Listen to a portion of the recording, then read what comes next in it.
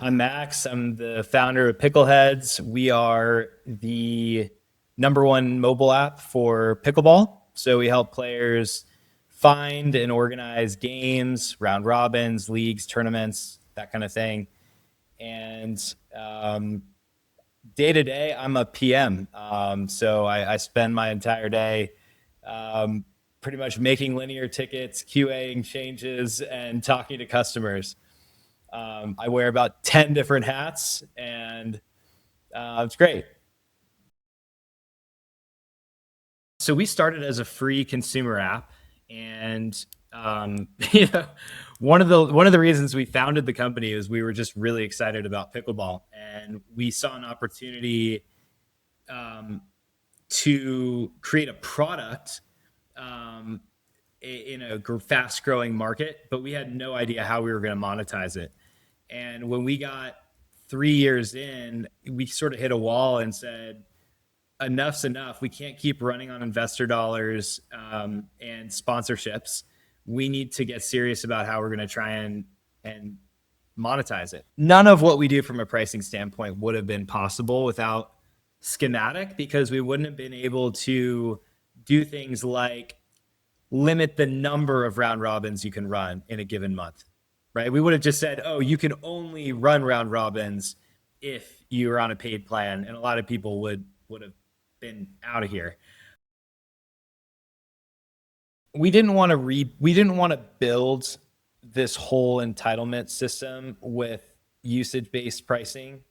Um, and then we wanted the non-technical members on our team to be able to access things, right? Like as a when I'm doing customer support, I want to be able to go in and give somebody an override on something. Um, that's really important to us because we have a very small team, small dev team. We have a lot that we're trying to do with our product, and so the last thing I want to do is have to constantly be going to the dev team and tapping them on the shoulder.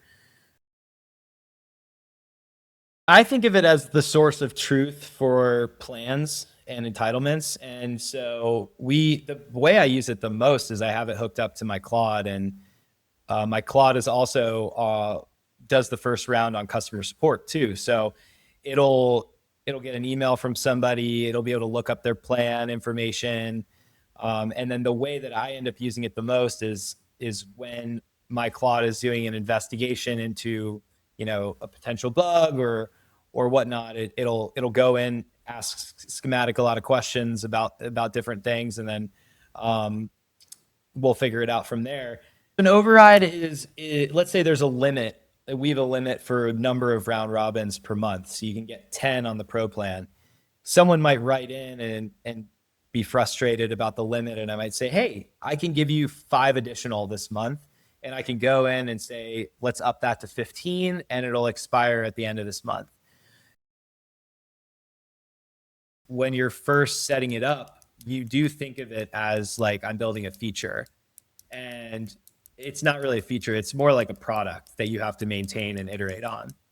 So that's why a schematic is really useful, because we can change things in one place that cascade to everyone. We can migrate people from an old plan to a new plan. We can do usage-based pricing, like all the things that would have to be built out manually in order to run different pricing experiments. It all kind of comes out of the box with Schematic. The customer support is fantastic. I mean, like, it's outrageously good. Um, I mean, I'll just give you an example. Yesterday, we ran into an issue. We were trying to apply promo codes dynamically on the checkout component. And by the end of the day, there was a new version of the component we could install that solved the problem.